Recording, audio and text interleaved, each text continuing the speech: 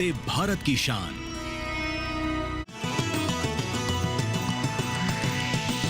DD किसान, बदलते भारत की शान।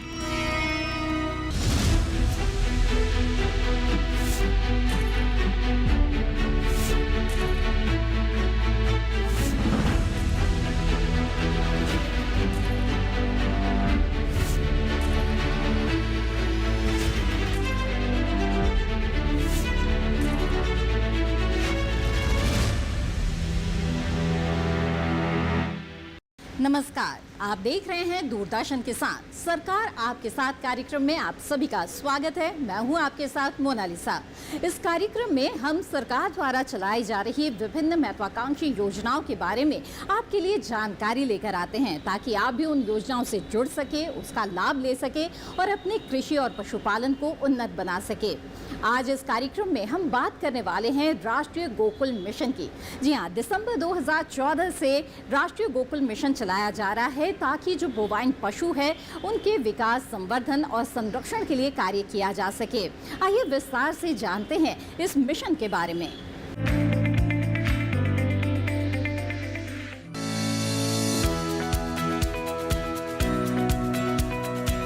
राष्ट्रीय गोकुल मिशन को कई उद्देश्यों की पूर्ति के लिए लागू किया गया था, जैसे देसी नस्लों का विकास, उनका संरक्षण, गो जातीय आबादी का नस्ल सुधार, दूध उत्पादन और उत्पादकता में इजाफा और दूध उत्पादन को किसानों के लिए लाभकारी बनाना। इन सब के लिए स्वदेशी मवेशी प्रजनन के बुनियादी ढांचे को मजबूत किया गया। इस ढांचे के अंतर्गत केवल मादा बछियों के उत्पादन के लिए विशेष प्रकार के सीमेन उत्पादन की सुविधा प्रदान की गई। देसी नस्लों के विकास के लिए 22 IVF प्रयोगशालाओं की स्थापना की गई। किसानों के दरवाजे पर गुणवत्तापूर्ण कृत्रिम गर्भाधान सेवाएं प्रदान करने के लिए 38,736 प्रशिक्षित तकनीशियन उपलब्ध कराए गए। 16 गोकुल ग्रामों की स्थापना के लिए धनराशि जारी की गई। स्वदेशी रूप से जीनोम चिप लॉन्च की गई और 47 सीमेन केंद्रों को सुदृढ़ किया गया। राष्ट्रीय गोकुल मिशन दिसंबर 2014 में शुरू किया गया था। इस तरह इसने एक दशक पूरा कर लिया है। हाल ही में केंद्र सरकार ने संशोधित राष्ट्रीय गोकुल मिशन को मंजूरी दे दी है। इसे 1000 करोड़ रुपए के अतिरिक्त खर्च के साथ लागू किया जा रहा है। इसके साथ ही 2 नई गतिविधियां भी इसमें जोड़ी गई हैं। पहली है बछिया पालन केंद्र की स्थापना के लिए एक मुश्त सहायता राशि प्रदान करना। इसके अंतर्गत 15,000 बच्चियों के लिए 30 आवासीय सुविधाओं का निर्माण होना है। दूसरी गतिविधि है किसानों को उच्च आनुवांशिक योग्यता IVF बछिया खरीदने के लिए प्रोत्साहित करना। राष्ट्रीय गोकुल मिशन की सफलता काफी तेज रही है। 10 साल के सफर में जो आंकड़े सामने आए हैं, उनसे पशुपालकों, नीति निर्धारकों और सरकार का सिर ऊंचा हो गया है। दूध उत्पादन को ही ले लीजिए। पिछले एक दशक के दौरान इसमें 63.5% की शानदार बढ़ोतरी हुई है। 2014-15 के दौरान देश भर में 146.31 मिलियन टन दूध उत्पादन हो रहा था, जो 2023-24 में बढ़कर 239.3 मिलियन हो गया। इस बीच देसी मवेशियों का दूध उत्पादन 29.48 मिलियन टन से बढ़कर 49.90 मिलियन टन हो गया, यानी कुल बढ़ोतरी 69.27% रही। सरकार और वैज्ञानिकों के प्रयास से दूध उत्पादकता में भी जबरदस्त उछाल देखने को मिला है। 2014 के दौरान एक पशु साल भर में औसतन 927 किलो दूध दिया करता था। 2024 में यह बढ़कर 1292 किलो हो गया है। इसी तरह सभी श्रेणियों के पशुओं की संख्या में 26.35% की वृद्धि देखी गई, जबकि देसी और अवर्णीय पशु की संख्या में वृद्धि 39.37% रही। इसके अलावा दुधारू पशुओं की संख्या में 30.46% की बढ़ोतरी हुई।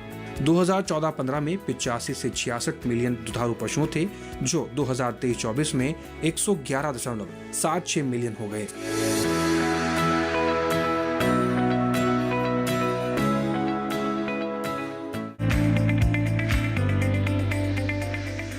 कार्यक्रम सरकार आपके साथ में आगे भी जानकारी जारी रहेगी, लेकिन फिलहाल वक्त हो चला है एक छोटे से ब्रेक का। आप बने रहें दूरदर्शन किसान पर।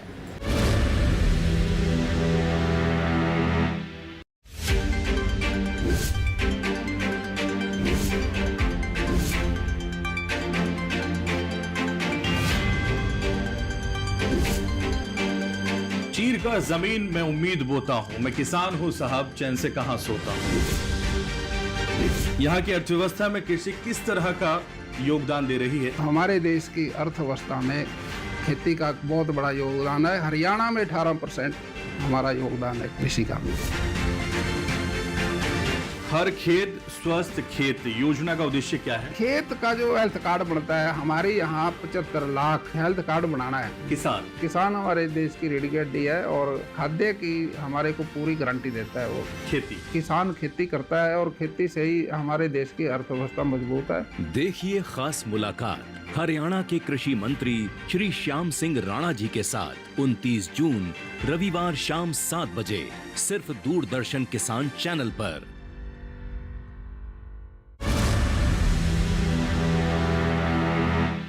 ब्रेक के बाद आप सभी का फिर से स्वागत है। आप देख रहे हैं कार्यक्रम सरकार आपके साथ, जिसमें आज हम बात कर रहे हैं राष्ट्रीय गोकुल मिशन के बारे में। आइए इस योजना के बारे में विस्तार से जानने के लिए बात करते हैं पशुपालन एवं डेयरी विभाग के सचिव अलका उपाध्याय से।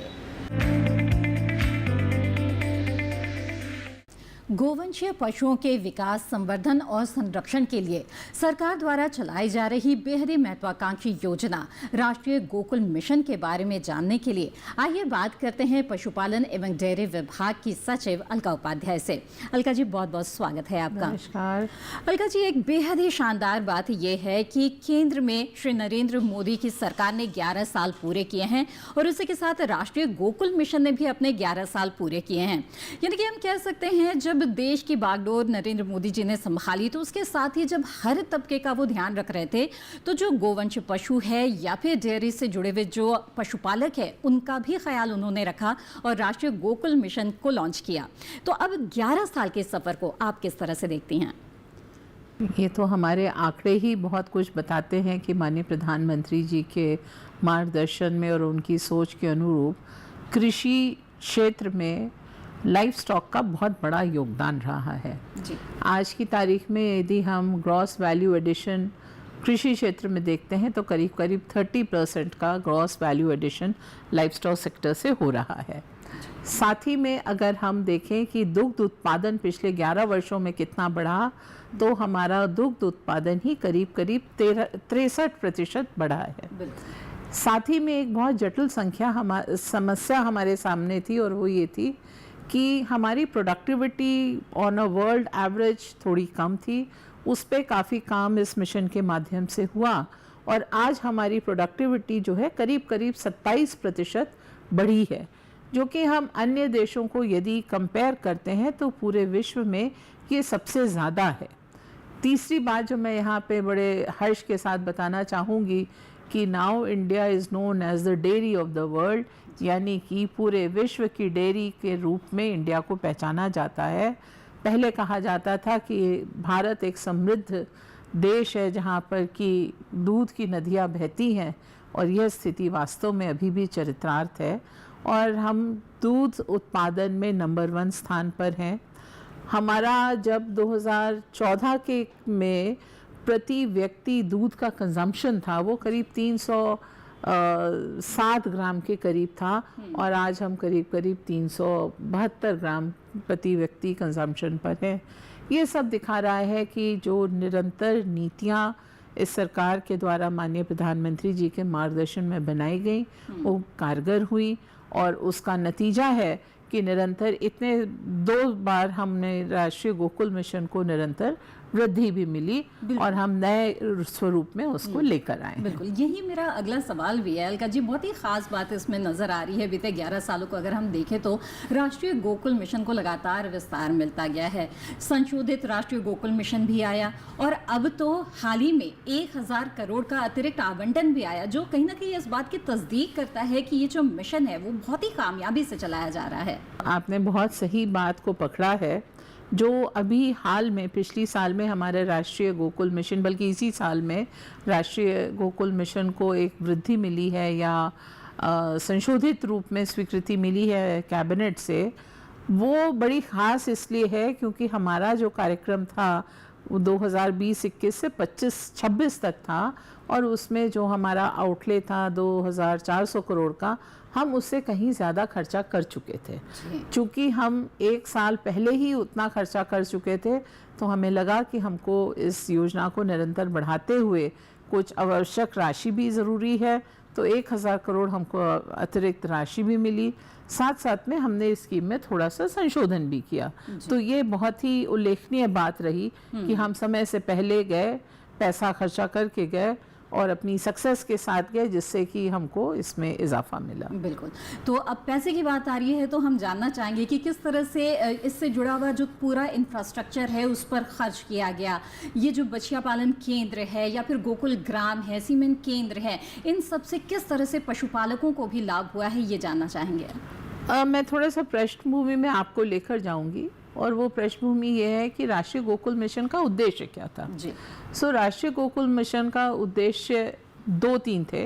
पहली चीज़ कि हमारी जो इंडिजिनस या देसी नस्लें हैं, हम उसमें बढ़ोतरी करें जी। नंबर 2 हमारा ये था कि हम किसी तरीके से अपनी प्रोडक्टिविटी को बढ़ाएं, और तीसरा हमारा ये था कि हम जो मॉडर्न ब्रीडिंग टेक्निक्स हैं, उन मॉडर्न ब्रीडिंग टेक्निक्स को हम बढ़ावा दे सकें जी। उन तकनीकों में क्या क्या था? सेक्स सॉर्टेड सीमेन का उपयोग करना, IVF का उपयोग करना और आर्टिफिशियल इंसेमिनेशन का उपयोग करना, ये सारी चीज़ें इसमें ली गई थी। और मुझे आपको बताते हुए खुशी होती है कि कई राज्यों ने इसमें बहुत अच्छा काम भी किया है। जी। अगर आप खास तौर पे बताना चाहेंगे कि कहाँ कहाँ इस पर बहुत अच्छा काम हुआ है और कौन से वो जगह हैं जहाँ पर आपको लग रहा है कि लोग अब प्रेरणा ले रहे हैं दूसरे राज्यों से भी और आगे आ रहे हैं। देखिए, बहुत अच्छा काम हुआ है उत्तर प्रदेश में, मध्य प्रदेश में, राजस्थान में, कर्नाटक में, गुजरात में, विशेष रूप से मैं कहना चाहूँगी महाराष्ट्र में बहुत अच्छा काम हुआ। इन सभी राज्यों में 2-3 चीज़ें बहुत अच्छी हुई। एक तो आर्टिफिशियल इंसेमिनेशन का काम बहुत अच्छा हुआ। यहाँ पर कोऑपरेटिव्स के माध्यम से कई राज्यों में जो किसान तक पहुँच थी वो बढ़ाई गई, और जिसमें कि आर्टिफिशियल इंसेमिनेशन नेटवर्क, अच्छा खान पान, अच्छा वैक्सीनेशन, और साथ साथ में कहीं कहीं पर IVF भी हमने करा। जो हम कहते हैं कि एक पीढ़ी जो सुधारनी होती है या बहुत सारे जेनेटिक चेंजेस लाने होते हैं, उसके लिए 7 पुश्तों का उपयोग होता है। लेकिन अब जब हम IVF कर रहे हैं, जिसमें हम बेस्ट बुल, बेस्ट मदर, दोनों का बेस्ट पार्ट्स लेकर हम अगर एम्ब्रियो बनाकर IVF करते हैं, तो हम एक ही जनरेशन में हम ये चेंज दे पाते हैं। इसके साथ साथ में पहले हम लोग जो जीनोमिक वैल्यू होती, जो कि बताता है कि किस प्रकार की हमारे जानवर हैं या लाइफ स्टॉक है, मेनली मैं कैटल बफलो की बात कर रही हूँ यहाँ पर, उसके लिए वो जीनोमिक वैल्यू पता करने के लिए हमको USA भेजना पड़ता था। माननीय प्रधानमंत्री जी के हाथों से ही पिछली साल एक हमारी जो महिष चिप और गौ चिप हम लोगों ने लॉन्च की, जो कि जीनोमिक वैल्यू को भी यहाँ पर ही कैलकुलेट कर रही है, जिससे हमें एक टिश्यू से या एक ब्लड के बूंद से पता लग जाता है कि ये किस जीनोमिक वैल्यू की है। तो ये चिप जो है वो NABGR हमारा जो एक ICR की संस्था है और NDDB के द्वारा मिलकर की गई है, तैयार की गई है, उससे बहुत उपयोग हमारे फार्मर्स को होगा। तो बहुत ही नस्ल सुधार की दिशा में काम हो रहा है।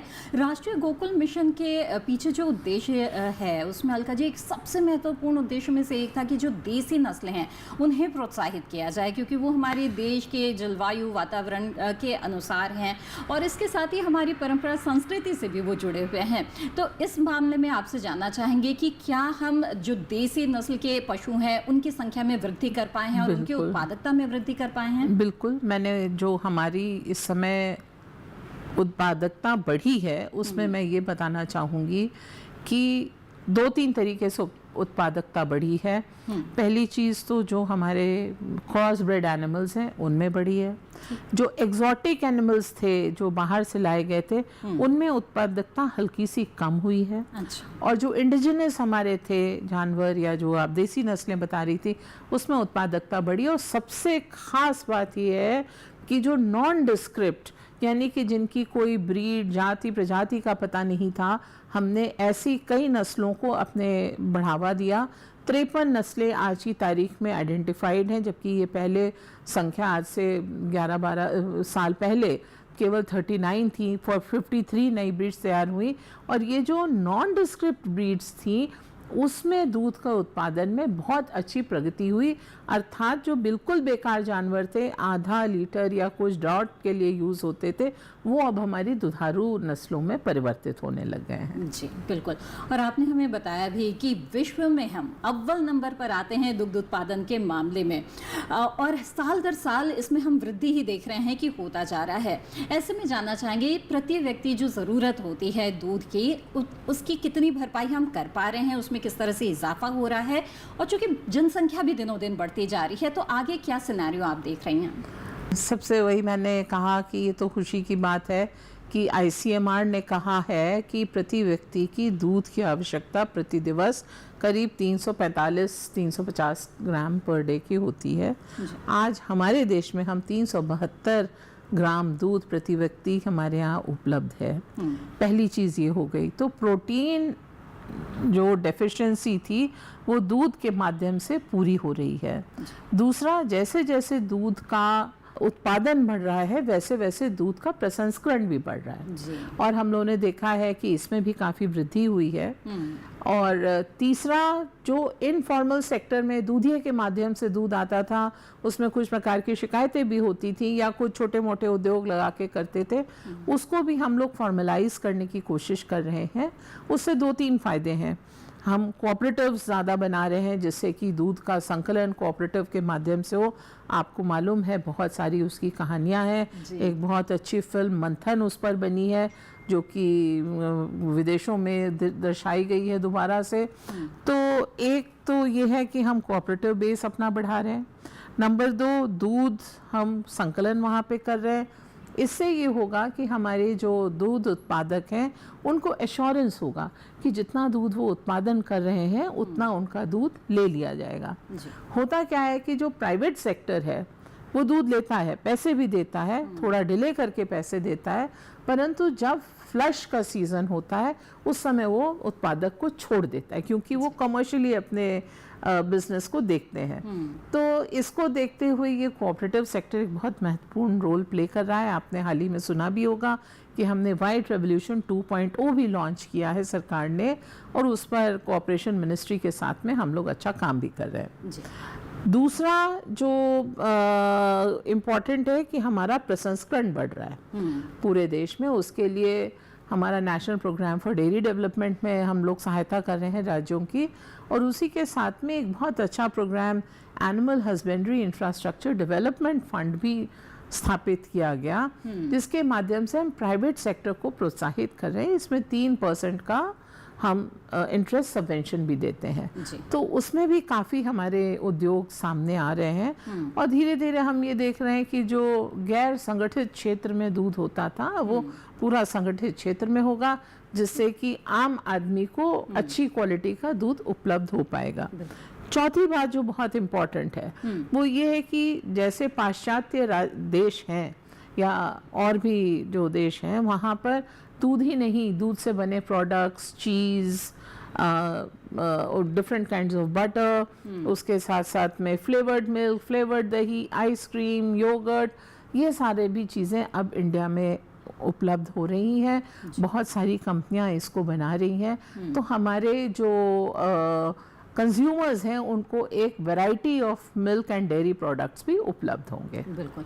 तो ऐसे में सफलता की गाथा में एक पशुपालक भी अगर खुद को शामिल करना चाहे और उद्यमिता से जुड़ना चाहे तो किस तरह से उसको सहायता राष्ट्रीय गोकुल मिशन के तहत मिल सकती है, किस तरह की सब्सिडीज किस किस्मत में मिल सकती है, आपसे जानना चाहेंगे। तो राष्ट्रीय गोकुल मिशन के माध्यम से हमने सबसे पहली चीज़ तो है कि हम उसको अच्छी प्रजाति का बुल उपलब्ध करा रहे हैं जिससे फार्मर्स को अच्छे प्रकार का सीमन उपलब्ध हो रहा है और उनकी अच्छी प्रजाति के बच्चे पैदा हो रहे हैं। पहली चीज़। नंबर 2, हम उनको जो हमारा वैक्सीनेशन का प्रोग्राम है जिसमें हम स्वस्थ रखने की बात करते हैं हम वो कर रहे हैं। और तीसरा, हमारे जो कोऑपरेटिव में जो लोग जुड़ रहे हैं वो जुड़ रहे हैं। और चौथा, अब हम ये भी कोशिश कर रहे हैं कि जो ब्रीड मल्टीप्लिकेशन फार्म्स है, हमारे पास में पिछली बार योजना में 125 ब्रीड मल्टीप्लिकेशन फार्म्स थे, हमने वो सभी को सैंक्शन किया और अभी हाल ही में रिव्यू हुआ है, कम से कम 15-20 तो मॉडल ब्रीडिंग फार्म्स अब तैयार हो गए हैं, ये देश के विभिन्न क्षेत्रों में हैं और इनसे बहुत अच्छी नस्ल के जानवर आम आदमी को उपलब्ध हो पाएंगे, जो कि पहले कॉन्सेंट्रेटेड था। और इसके साथ ही खास बात महिलाओं के बारे में ज़रूर आपसे जानना चाहूँगी, क्योंकि पशुपालन की जहाँ तक बात है तो 70% काम महिलाएं करती हैं, तो उन्हें किस तरह से लाभ हो रहा है? मैं समझती हूँ कि इस डेयरी इंडस्ट्री का सबसे बड़ा योगदान, इकोनॉमिक योगदान महिलाओं को ही प्राप्त हो रहा है। जो कैश इन हैंड है वो महिलाओं के हाथ में आ रहा है दूध बेचने से, चाहे वो प्राइवेट को बेचें, चाहे वो कोऑपरेटिव सेक्टर को बेचें। तो इस मामले में हमारी महिलाएं बहुत सुदृढ़ हो रही हैं और उनको इसमें बहुत फ़ायदा हो रहा है इस दूध के बिज़नेस से। हम लोग पीछे गुजरात में आनंद में किसी कार्यक्रम में गए थे, तो महिलाओं से बातचीत हुई और पता लगा कि कई महिलाएं ऐसी हैं जिन्हों की 2 मवेशी से प्रारंभ किया था, आज उनके पास में 200-300 जानवर हैं, उनके बच्चे विदेशों में पढ़ रहे हैं और एक पूरा उद्योग वो के फॉर्म में वो अपने डेयरी को चला रहे हैं। बिल्कुल, तो ये नए भारत के नई सफलता की गाथाएं हैं। और ऐसे में हम आपसे यही जानना चाहेंगे, तो अब तक जिस तरह से शानदार सफर रहा है राष्ट्रीय गोकुल मिशन का, आगे आप इसे किस तरह से देख रहे हैं? क्या लगता है इसे और भी विस्तार मिलेगा? बेहतर परिणाम के लिए इसे और भी आगे ले जाया जाना चाहिए? देखिए, जो अभी इस बार हमारी योजना सैंक्शन हुई है वो थोड़े अलग तरीके की प्रकार की सैंक्शन हुई। इसमें हमने कहा कि हम अच्छी नस्ल के जानवर, अच्छी नस्ल मतलब कि वो 7 साल का हमें इंतज़ार नहीं करना पड़ेगा, हम अपने हीफर रेयरिंग सेंटर्स यानी बछिया पालन केंद्र बनाएंगे, जिसमें करीब प्रति केंद्र 6 करोड़ रुपए की हमारी असिस्टेंस होगी। वहाँ पर अच्छी किस्म के मादा और अच्छी किस्म के बुल के जो बच्चियाँ हैं उनको रखा जाएगा। उन बच्चियों में हम जब वो तैयार हो जाएंगी तो हम उसमें IVF के माध्यम से अच्छे प्रजाति के एम्ब्रियो ट्रांसप्लांट करेंगे और उससे जो पैदा होंगी वो हमारी जो है अब एकदम अच्छी नस्ल की जानवर पैदा होंगे और वो हमारे किसानों को, हम लोगों ने 3% इंटरेस्ट सबवेंशन की योजना रखी है कि मिल्क यूनियंस या लाइव स्टॉक डेवलपमेंट बोर्ड्स अगर इस योजना को चलाएंगे तो उनसे जैसे किसान हैं वो लेकर जाते हैं तो उनको 3% का इंटरेस्ट सबवेंशन भी प्राप्त होगा। तो इस प्रकार से एक पूरी चेन हम लोगों ने बना ली है, जिसके माध्यम से हमें उम्मीद है कि हम अच्छी प्रजाति के जानवर बहुत शीघ्र सभी को उपलब्ध करा पाएंगे। बिल्कुल। तो राष्ट्रीय गोकुल मिशन से जुड़ी हुई ये तमाम बातें हमारे साथ साझा करने के लिए आपका बहुत बहुत धन्यवाद। Thank you. और मुझे लगता है इस योजना की अभी कुछ सालों तक और आवश्यकता है और यद्यपि हमारा नेक्स्ट फाइनेंस कमीशन का साइकिल अब प्रारंभ होगा, लेकिन इस योजना की निरंतर आवश्यकता को देखते हुए ये योजना भी निश्चित रूप से आगे बढ़ाई जाएगी।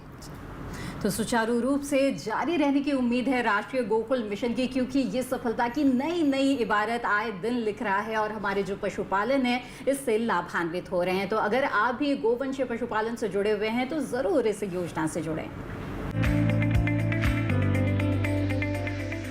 तो ये था हमारा आज का सरकार आपके साथ। उम्मीद है कि कार्यक्रम में जो जानकारियां दी गई है इसका लाभ आप जरूर उठाएंगे। इस कार्यक्रम के बारे में अपने विचार आप हमारे साथ साझा कर सकते हैं या फिर किसी योजना के बारे में जानना चाहते हैं तो उसके बारे में भी आप हमें जानकारी दे सकते हैं ईमेल के जरिए। नोट कर लें हमारी ईमेल ID sarkaraapkesath@gmail.com। आप इस कार्यक्रम के बारे में अपने विचार या सुझाव फेसबुक के माध्यम से भी हमारे साथ साझा कर सकते हैं। इसके लिए फेसबुक पर जाइए और हिंदी में टाइप करें सरकार आपके साथ। आप सीधे हमारे पेज से जुड़ जाएंगे, जहां पर आप अपने सवाल भी लिखकर भेज सकते हैं। इसके अलावा आप हमारे दूरदर्शन किसान के कॉल सेंटर नंबर पर भी कॉल करके अपने सवाल दर्ज करा सकते हैं। हमारा टोल फ्री नंबर है 1800-113060। सरकार आपके साथ कार्यक्रम को आप दूरदर्शन किसान के YouTube चैनल पर भी देख सकते हैं। इसके लिए टीवी स्क्रीन पर दिखाए जा रहे QR कोड को स्कैन करें, आप सीधे हमारे YouTube चैनल से जुड़ जाएंगे। इसी के साथ सरकार आपके साथ कार्यक्रम की आज की कड़ी में बस इतना ही। फिर हाजिर होंगे लेकर ऐसी ही महत्वपूर्ण योजना की जानकारी। तब तक के लिए दीजिए इजाजत। आप बने रहें दूरदर्शन किसान पर। नमस्कार।